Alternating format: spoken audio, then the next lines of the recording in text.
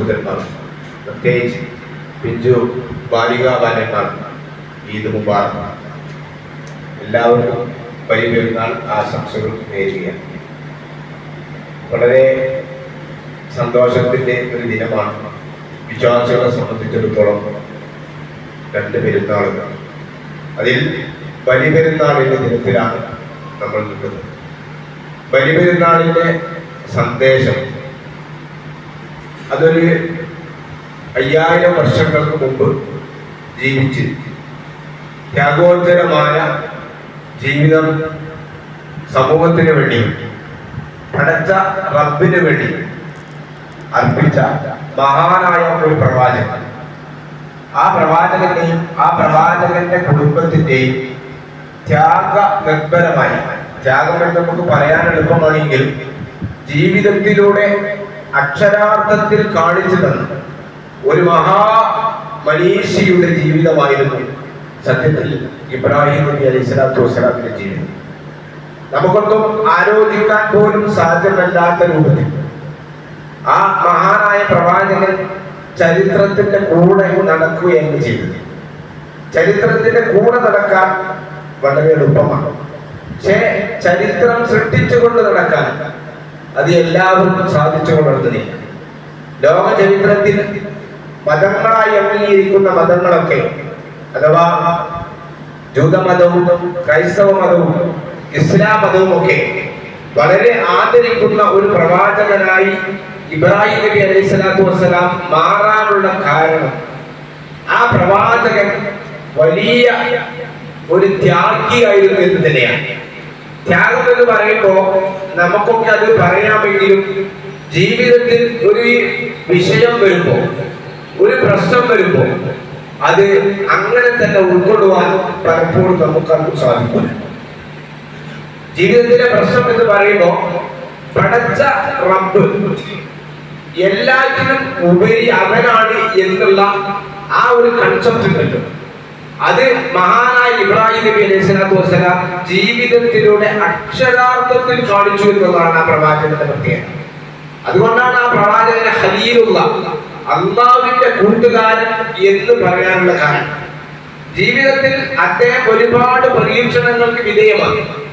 ആ വിധേയമായ സന്ദർഭങ്ങളിലൊക്കെയും പടച്ച റബ്ബാണ് വലുത്, പടച്ച റബ്ബിന്റെ തീരുമാനമാണ് വലുത്. എന്റെ തീരുമാനമോ, എന്റെ കുടുംബത്തിന്റെ തീരുമാനമോ, എന്റെ മക്കളുടെ ഭാവിയോ, എന്റെ ഭാര്യയുടെ സുരക്ഷിതത്വമോ ആ മഹാനായ പ്രവാചകന്റെ ഒരു വിഷയമേ ആയിരുന്നില്ല. അവിടെയാണ് നമ്മൾ ഇബ്രാഹിമി മില്ലത്തിന്റെ പ്രാധാന്യത്തെ കുറിച്ച് നമ്മൾ ബോധവാൻ ആകേണ്ടത്. ഇബ്രാഹിം മില്ലത്ത് അങ്ങനെയല്ല.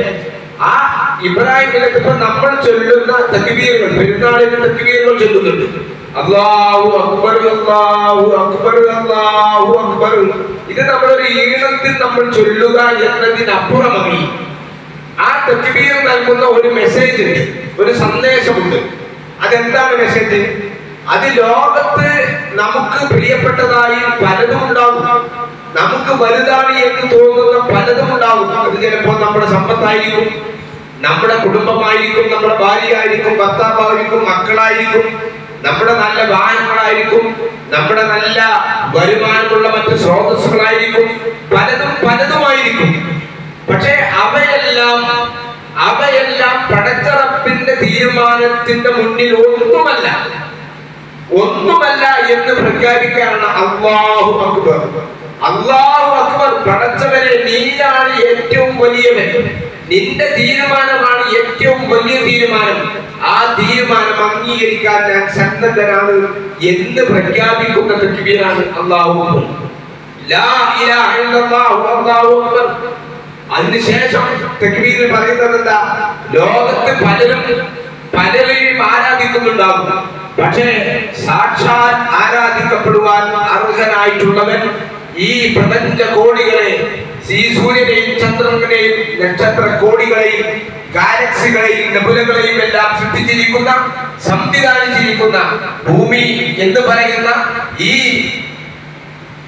സംവിധാനം ലോകത്ത് മനുഷ്യന്മാർക്കും ജീവജാലങ്ങൾക്കും സംവിധാനിച്ചിരിക്കുന്ന, മറ്റെല്ലാ ഗ്രഹങ്ങളിൽ നിന്നും വ്യത്യസ്തമായി സംവിധാനിച്ചിരിക്കുന്ന റബ്ബേ, നീയാണ് ആരാധിക്കപ്പെടുവാൻ അർഹൻ. അതുകൊണ്ട് നിനക്കാവുന്നു ഹംദ്, നിനക്കാവുന്നു എല്ലാ സ്തുതികളും അർപ്പിക്കുവാൻ അർഹൻ നീ മാത്രമാകുന്നു. ഇത് ഇബ്രാഹിം നബി അലൈഹി സ്വലാത്തു വസ്സലാം അദ്ദേഹത്തിന്റെ ജീവിതത്തിലൂടെ തെളിയിച്ചു തന്നു. അതാണ് ആ പ്രവാചകന്റെ വ്യതിരക്തത.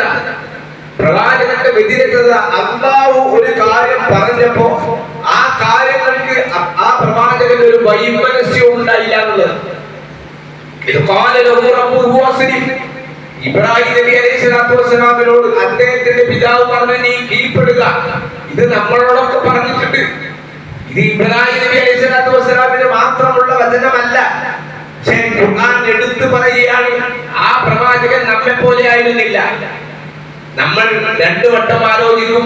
ഒരു വിഷയം ഉണ്ടാകുമ്പോൾ നമ്മൾ അത് ചെയ്യണോ ചെയ്യട്ടെ എന്ന് നമ്മൾ ആലോചിക്കും. നിങ്ങൾ ആലോചിച്ച് നോക്കി, നമ്മുടെ ഈമാൻ അത്രയേ ഉള്ളൂ. നമ്മൾ നമ്മുടെ ഭാര്യമാരോട് അന്വേഷിക്കും, അത് ഞാൻ ചെയ്യേണ്ടതുണ്ടോ? പ്രത്യേകിച്ചും സാമ്പത്തികമായ ചെലവ് വരുന്ന ഒരു സംഗതിയാണെങ്കിൽ രണ്ടു വട്ടം നമ്മൾ ആലോചിക്കും, ചെയ്യണോ, അതിൽ നിന്ന് എങ്ങനെ രക്ഷപ്പെടാം എന്നാണ് നമ്മൾ ആലോചിക്കുന്നത്.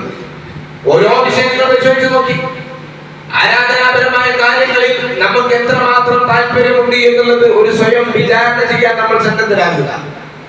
മഹാനായ ഇബ്രാഹിം നബി അലൈഹി സ്വലാത്തു വസ്സലാം തന്റെ ജന്മപ്രദേശമായ ഇറാഖിൽ നിന്നും പല പ്രാവശ്യങ്ങളായി കിലോമീറ്ററുകൾ ദൂരെയുള്ള, അന്ന് അത്ര വാഹന സൗകര്യമില്ലാത്ത കാലഘട്ടങ്ങളിൽ ഇബ്രാഹിം നബി അലൈഹി സ്വലാത്തു വസ്സലാം മക്കയിലേക്ക് ഒന്നും രണ്ടും മൂന്നും പ്രാവശ്യമല്ല. ഇത് നോക്കണത് അള്ളാഹുവിന്റെ കൽപ്പനയാണ്. അള്ളാഹുവിന്റെ കൽപ്പനയാണ്. അള്ളാഹുവിന്റെ കൽപ്പനയുണ്ടെങ്കിൽ ഏത് ദൂരത്തേക്ക് നടന്നു പോകാനും എങ്ങോട്ട് യാത്ര ചെയ്യാനും ആ മഹാനായ പ്രവാചകൻ തയ്യാറായിരുന്നു. നീ കീഴ്പ്പെടുക, നീ അനുസരിക്കുക. ഇതാണ് അള്ളാഹ് പറഞ്ഞത്. നീ അള്ളാഹുവിന് കീഴ്പ്പെടുക, അനുസരിക്കുക. ജീവിതത്തിൽ ഓരോ രംഗത്തും അദ്ദേഹത്തെ പരീക്ഷിച്ച ഓരോ സന്ദർഭത്തിലും എല്ലാ പരീക്ഷണങ്ങളും അദ്ദേഹം 100% വിജയം കണ്ടു. ഇവിടെ ഞങ്ങൾ ആലോചിക്കേണ്ടത്, നമ്മൾ ആലോചിക്കേണ്ടത് സഹോദരന്മാരെ, ജീവിതത്തിൽ എല്ലാം മകൻ അറുക്കണമെന്നായിരുന്നു അള്ളാഹുവിന്റെ കൽപ്പനയെങ്കിൽ അദ്ദേഹത്തിന് രണ്ടു വട്ടം ആലോചിക്കേണ്ടി വന്നില്ല. നിങ്ങൾ ആലോചിച്ച് നോക്കുക, ആ പ്രവാചകന്റെ ഈമാനികമായ ശക്തി. ജീവിതത്തിൽ പടച്ച തമ്പുരാൻ എന്ത് പറഞ്ഞു, പടച്ച തമ്പുരാൻ എന്ത് പറഞ്ഞു, അത് അംഗീകരിക്കാൻ ആ പ്രവാചകൻ തയ്യാറായിരുന്നു. നിങ്ങൾ ആലോചിക്കാൻ, നമ്മുടെ ഇബ്രാഹിം മില്ലത്തുമായി പരിചയപ്പെടുമ്പോ, ഇബ്രാഹിം നബി അലൈഹി സ്വലാത്തു വസ്സലാമിന്റെ ചരിത്രം നമ്മൾ പറയുമ്പോ ഇത് വെറും ഒരു ചരിത്രമല്ല, ജീവിതത്തിൽ ലോകത്ത് നടന്നു പോയ ഒരു സംഭവമാണ്. ആ സംഭവം നമ്മുടെ ജീവിതവുമായി നമ്മൾ തട്ടിച്ചു നോക്കുക. നമുക്ക് എത്രമാത്രം നമ്മുടെ ഈമാനികമായ ശക്തി ഉപയോഗിക്കുന്നുണ്ട്. അള്ളാഹു അദ്ദേഹത്തോട് പറഞ്ഞു, മകനെ അറുക്കണമെന്നാണ് സ്വപ്നമെങ്കിൽ അത് യാഥാർത്ഥ്യമാക്കാൻ മഹാനായ ഇബ്രാഹിം നബി അലൈഹി സ്വലാത്തു വസ്സലാം സന്നദ്ധനായിരുന്നു. നിങ്ങൾ ആലോചിച്ച് നോക്കുക, ആ ഇബ്രാഹിം നബി അലൈഹി സ്വലാത്തു വസ്സലാമിന്റെ മില്ലത്താണ് നമ്മൾ പിന്തുടരുന്നത്. എന്ന് പറഞ്ഞാൽ പടച്ചോന്റെ പ്രീതിക്ക് വേണ്ടി നമ്മൾ ഗൗരവത്തിൽ ചിന്തിക്കേണ്ട സംഗതിയാണ്. നമ്മുടെ സമ്പത്തും നമ്മുടെ ശരീരവും അള്ളാഹു നമുക്ക് നൽകിയിരിക്കുന്ന വലിയൊരു അനുഗ്രഹമാണ് നമ്മുടെ ആരോഗ്യം. അത് നമ്മൾ മറക്കാൻ പാടില്ല. ഈ ആരോഗ്യത്തെ കുറിച്ച് പലപ്പോഴും നമുക്കൊരു ബോധം ഉണ്ടാവില്ല. പടച്ചോൻ നൽകിയ ഏറ്റവും വലിയൊരു അനുഗ്രഹം നമ്മൾ ആലോചിക്കുകയാണെങ്കിൽ സത്യത്തിൽ ആരോഗ്യമാണ്. സമ്പത്തൊക്കെ അതിന് ശേഷമുള്ളൂ, നമ്മുടെ മറ്റുള്ള എല്ലാം അതിന് ശേഷമുള്ളൂ. ഏറ്റവും വലുത് നമ്മുടെ ആരോഗ്യമാണ്. നമുക്ക് സുഖകരമായി നടന്നു വരാനും പോകാനും ശ്വസിക്കാനും ഭക്ഷണം കഴിക്കാനും ഇരിക്കാനും നടക്കാനും എല്ലാത്തിനും നമുക്ക് പടച്ചവന്റെ സംവിധാനമുണ്ട്. ആ അനുഗ്രഹം നമ്മൾ അനുഭവിച്ചുകൊണ്ടിരിക്കുകയാണ്. ഈ അനുഗ്രഹത്തിനെങ്കിലും നന്ദി പറയാൻ നമ്മൾ തയ്യാറാകട്ടെ. നോക്കി, മഹാനായ പ്രവാചക സല്ലല്ലാഹു അലൈഹി വസല്ലമയുടെ ഹദീസ് നമ്മൾ പഠിച്ചതാണ് ഇല്ലേ? കാല് നീര് വരുവോളം പ്രവാചക സല്ലല്ലാഹു അലൈഹി വസല്ലം നമസ്കരിച്ചിരുന്നു. നമ്മളൊരു ജമാഅത്ത് നമസ്കാരത്തിലേക്ക് വരാൻ പോലും നമ്മൾ എത്രമാത്രം വൈപരീത്യമാണ്. ഒന്നോ രണ്ടോ സഫുകളാണ് പലപ്പോഴും നമ്മുടെയൊക്കെ പള്ളികളിൽ ഉണ്ടാകുന്നത്. ഇബ്രാഹിം നബി അലൈഹി സ്വലാത്തു വസ്സലാം കിലോമീറ്ററുകൾ താണ്ടി പടച്ച തമ്പുരാന്റെ കൽപ്പന പ്രകാരം നടന്നുപോയി. അല്ലെങ്കിൽ അന്നുണ്ടായിരുന്ന വാഹനപ്പുറത്ത് പ്രവാചകൻ നടന്നുപോയെങ്കിൽ, വാഹനത്തിൽ കയറി പോയെങ്കിൽ നമ്മൾ ആലോചിക്കുക, നമ്മുടെ ആരോഗ്യം എന്തിനാണ്? പടച്ചോന് തൃപ്തിയുള്ള കാര്യത്തിന് വേണ്ടി ഉപയോഗിക്കുക. ഇനി നമ്മുടെ സമ്പത്തോ, നിങ്ങൾ നമ്മുടെ സമ്പത്ത്, ആ സമ്പത്തും പടച്ച തമ്പുരാന് തൃപ്തി വരുന്ന കാര്യത്തിനാണ് നമ്മൾ ഉപയോഗിക്കേണ്ടത്. പല മാറ്റുകളും ഇങ്ങനെ പറയും, നമ്മളൊക്കെ പറയും അവിടെ 25 ഉരുവുണ്ടോലോ ഒതിയെ തറക്കാൻ, അവിടെ 30 നമ്മൾ പറയും. അതൊക്കെ എന്താ കാരണം? അള്ളാഹു നമ്മുടെ മക്കളെ ബലിയർക്കാൻ വേണ്ടി കൽപ്പിക്കുന്നതിന് പകരമായി നമ്മൾ അതിലൊരു ഷെയർ ചേരാനോ അതിലൊന്നിനടക്കാനൊക്കെ നമ്മൾ നൽകുന്ന നമ്മുടെ സമ്പത്ത് കൊണ്ടുള്ള ത്യാഗമാണ്. നമ്മുടെ സമ്പത്ത് കൊണ്ടുള്ള ത്യാഗം എന്ന് പറഞ്ഞാൽ വിശ്വാസികളെ സംബന്ധിച്ചിടത്തോളം പടച്ചവരോട് അടുക്കാൻ, പടച്ചവരുടെ തൃപ്തി നേടാൻ വേണ്ടി നമുക്കൊന്നും തടസ്സാക്കാൻ പാടില്ല. ഖുർആൻ കൃത്യമായി പഠിപ്പിക്കുകയാണ്, നമ്മൾ ശരിക്കും മനസ്സിലാക്കുക. പടച്ചവന്റെ ഒരു കൽപ്പന അനുസരിക്കാൻ നമുക്ക് ദുന്യാവിൽ ഒന്നും തടസ്സമല്ല. നമ്മുടെ മാതാപിതാക്കൾ തടസ്സമാകാൻ പാടില്ല, നമ്മുടെ മക്കൾ തടസ്സമാകാൻ പാടില്ല, നമ്മുടെ വീട് തടസ്സമാകാൻ പാടില്ല, നമ്മുടെ സമ്പത്തുകൾ തടസ്സമാകാൻ പാടില്ല, നമ്മുടെ കച്ചവടങ്ങൾ തടസ്സമാകാൻ പാടില്ല. ഇതൊക്കെ ഖുർആൻ എടുത്തു പറഞ്ഞതാ. ഞാനതിന്റെ മലയാളം പറയുന്നത് മാത്രം എല്ലാം പറഞ്ഞതാണ്. എന്ന് പറഞ്ഞാൽ പടച്ചവനോട് കീഴ്പ്പെടുന്നതിന് നമ്മുടെ ജീവിതത്തിൽ ഒന്നും നമുക്ക് തടസ്സമാകാൻ പാടില്ല. അതാണ് ഇബ്രാഹിം നബി. ഇബ്രാഹിം നബിയോട് തന്റെ പിതാവ് പറഞ്ഞു, അള്ളാഹു പറഞ്ഞു, രക്ഷിതാവ് പറഞ്ഞു, നീ കീഴ്പ്പെടുക, നീ അനുസരിക്കുക, അള്ളാഹുവിനെ അനുസരിക്കുക എന്ന് പറഞ്ഞപ്പോ ഞാൻ അദ്ദേഹം പറഞ്ഞത് ലോകരക്ഷിതാവായ നാഥ ഞാൻ നിനക്ക് കീഴ്പ്പെടും. അതുകൊണ്ട് ഇബ്രാഹിം നബി അലൈഹി സ്വലാത്തു വസ്സലാം ചരിത്രത്തിൽ വലിയ പുരുഷനായി മാറി. ഈ ത്യാഗം നമ്മുടെ ജീവിതത്തിൽ ഉണ്ടാകണം എന്നുള്ളതാണ് ഈ വലിയ പെരുന്നാളിന്റെ ഏറ്റവും വലിയ സന്ദേശമായി നമ്മൾ നൽകേണ്ടത്. നമ്മളൊക്കെ പൊലിച്ചു പോകും, നമ്മൾ മനസ്സിലാക്കേണ്ടത്. ഞാനതാ പറഞ്ഞത്, നമ്മൾ ചരിത്രത്തിന്റെ കൂടെ നടക്കേണ്ടവരല്ല. നമ്മൾ ചരിത്രം സൃഷ്ടിച്ചുകൊണ്ട് നടക്കണം.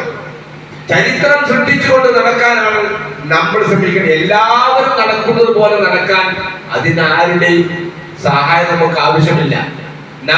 നമ്മളെ മനസ്സിലാക്കിയിരിക്കുന്ന ഒരു ആദർശത്തിനനുസരിച്ച് കൊണ്ട് ജീവിക്കാൻ, അതിന്റെ പേരിൽ എന്തെല്ലാം തെറ്റിക്കേണ്ടി വന്നാലും അതിനുവേണ്ടി നമ്മൾ തയ്യാറാണ്. ലാ ഇലാഹ ഇല്ലല്ലാഹുവിന്റെ സന്ദേശം അതാണ്.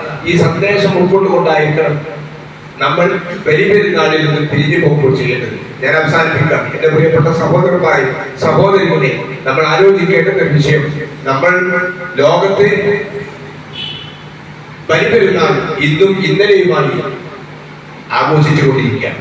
നമുക്കറിയാം, പല രാജ്യങ്ങളിലും, പ്രത്യേകിച്ചും നമ്മുടെ ഫലസ്തീനിലുള്ള സഹോദരന്മാർ, ഇതൊക്കെ മാധ്യമങ്ങളിൽ അതിന്റെ ചിത്രങ്ങൾ വന്നിട്ടുണ്ട്. വളരെ ദയനീയമായ രൂപത്തിലാണ് നമ്മൾ ഈ ആഘോഷിക്കുന്നത് പോലെ നല്ല വസ്ത്രങ്ങൾ ധരിക്കുവാനോ നല്ല ഭക്ഷണങ്ങൾ കഴിക്കുവാനോ അവർക്ക് സുഖകരമായി ഈദ്ഗാഹിൽ പങ്കെടുക്കുവാനോ സൗകര്യമില്ലാത്ത ഇസ്രായേൽ എന്ന് പറയുന്ന രാജ്യത്തിന്റെ വളരെ ആസൂത്രിതമായ ആക്രമണത്തിന്റെ ഫലമായി ദിനേന നൂറുകണക്കിന് പിഞ്ചുകുട്ടികൾ, സഹോദരിമാരാണ് അവിടെ വഹിക്കപ്പെട്ടുകൂടിയിരുന്നത്. പടച്ചവനെ അവർക്ക് നീ സമാധാനവും ആശ്വാസവും നൽകി അനുഗ്രഹിക്കണേ തമ്പുരാൻ. ഇസ്ലാമിലെയും മുസ്ലിങ്ങളെയും തകർത്തുകൊണ്ടിരിക്കുന്നു എല്ലാ ശക്തികളെയും നീ തകർത്ത് തരിപ്പണമാക്കണേ തമ്പുരാൻ. അതുപോലെ തന്നെ നമ്മളെപ്പോലെ പെരുന്നാൾ ആഘോഷിക്കുവാൻ വേണ്ടി സാധിക്കാത്ത ഒരുപാട് രോഗികളായ സഹോദരന്മാരുണ്ട്. നമ്മുടെ സുഹൃത്തുക്കള്, നമ്മുടെ ബന്ധുക്കള്, അതുപോലെ തന്നെ ഒരുപാട് ആളുകളുണ്ട്. റബ്ബേ, അവരുടെ രോഗങ്ങൾ നീ അവർക്ക് ശിഫ നൽകി അനുഗ്രഹിക്കണേ തമ്പുരാൻ. ആശുപത്രികളിലും വീടുകളിലും അവരെ പരിചരിച്ചു കൊണ്ടിരിക്കുന്ന അവരുടെ ബന്ധുക്കൾക്ക് നീ ആശ്വാസവും സമാധാനവും നൽകി അനുഗ്രഹിക്കണേ തമ്പുരാൻ. കഴിഞ്ഞ വർഷം ഞങ്ങളുടെ കൂടെ ഉണ്ടായിരുന്ന നമ്മുടെ പള്ളിയിൽ പള്ളിയിൽ പെരുന്നാൾ നമസ്കാരത്തിന് വന്നിരുന്ന പലരും ഇന്ന് നമ്മുടെ കൂടെയില്ല. അവർ ഈ പെരുന്നാളിൽ അവർ കബറിൽ കിടക്കുകയാണ്. നാദാ, ഞങ്ങളിൽ നിന്ന് വിട പറഞ്ഞു പോയിരിക്കുന്ന ഞങ്ങളുടെ പ്രിയപ്പെട്ട മാതാപിതാക്കൾ, ജ്യേഷ്ഠാന്യന്മാർ, സഹോദരന്മാർ, സഹോദരികൾ, ഞങ്ങളെ ബന്ധുമിത്രാക്കൾ, റബ്ബേ, അവർക്ക് നീ എല്ലാവിധ പാപങ്ങളും പുറത്തു കൊടുത്തു മാഫിറത്തും മർഹമത്തും നൽകി അവരെ നീ സ്വർഗത്തിൽ പ്രവേശിപ്പിക്കണേ തമ്പുരാനെ. ഞങ്ങളിൽ നിന്നും വന്നുപോയിരിക്കുന്ന ചെറുതും വലുതുമായ എല്ലാ തെറ്റുകുറ്റങ്ങളും നീ ഞങ്ങൾക്ക് പുറത്ത് പാപ്പാക്കിപ്പണേ തമ്പുരാനെ. പത്തിയാളുകൾ നരകാഗ്നിയിലും ഖബർ ശിക്ഷയിലും നീ ഞങ്ങളെ കാത്തുരക്ഷിക്കണേ തമ്പുരാനെ. ഞങ്ങളുടെ സൽക്കർമ്മങ്ങൾ നീ ഞങ്ങളിൽ സ്വീകരിക്കണേ തമ്പുരാനെ. ലോകത്തിന്റെ വിവിധ ഭാഗങ്ങളിൽ പീഡനങ്ങൾ അനുഭവിച്ചു കൊണ്ടിരിക്കുന്ന, പ്രയാസങ്ങൾ അനുഭവിച്ചു കൊണ്ടിരിക്കുന്ന, ശാരീരികമായും സാമ്പത്തികമായും മാനസികമായും പ്രയാസങ്ങൾ അനുഭവിച്ചു കൊണ്ടിരിക്കുന്ന മുഴുവൻ മനുഷ്യർക്കും നീ രക്ഷയും സമാധാനവും നൽകി അനുഗ്രഹിക്കണേ തമ്പുരാനെ. ഈ നമ്മുടെ രാജ്യത്ത് സമാധാനത്തോടുകൂടി ജീവിക്കാനുള്ള സൗകര്യം നീ പ്രദാനം ചെയ്യണേ തമ്പുരാനെ. ലോകത്തുള്ള മുഴുവൻ മനുഷ്യന്മാർക്കും സമാധാനം നൽകണേ തമ്പുരാനെ. നാട്ടിലുള്ള വലിയ ദുരന്തങ്ങളിൽ നിന്നും അപകടങ്ങളിൽ നിന്നും എല്ലാവരെയും കാത്തുരക്ഷിക്കണേ തമ്പുരാൻ. അപകട മരണങ്ങളിൽ ഞങ്ങളെയും ഞങ്ങളുടെ കുടുംബങ്ങളെയും കുടുംബാദികളെയും ബന്ധുമിത്രാദികളെയും നീ കാത്തുരക്ഷിക്കണേ തമ്പുരാൻ. വിദേശങ്ങളിൽ ജോലി ചെയ്തുകൊണ്ടിരിക്കുന്ന നമ്മുടെ പ്രിയപ്പെട്ട സഹോദരന്മാർ, അവരുടെ മനസ്സ് നമ്മുടെ നാട്ടിലും ശരീരം വിദേശത്തുമായിക്കൊണ്ട് ജീവിക്കുന്ന നമ്മുടെ പ്രിയപ്പെട്ട ഉപ്പമാർ, സഹോദരന്മാർ, ഭർത്താക്കന്മാർ എല്ലാവരും അല്ലാഹു തആല അവരുടെ ജോലിയിൽ ഖൈറും ബർക്കത്തും നൽകി അനുഗ്രഹിക്കട്ടെ തമ്പുരാൻ. അല്ലാഹുമ്മ ഗ്ഫിർ ലിൽ മുഅ്മിനീന വൽ മുഅ്മിനാത്ത് വൽ മുസ്ലിമീന വൽ മുസ്ലിമാത്ത് ഇന്നക മുജീബുദ് ദഅവാതി യാ ഖാദിയൽ അദാബ് റബ്ബനാ തഖബ്ബൽ മിന്നാ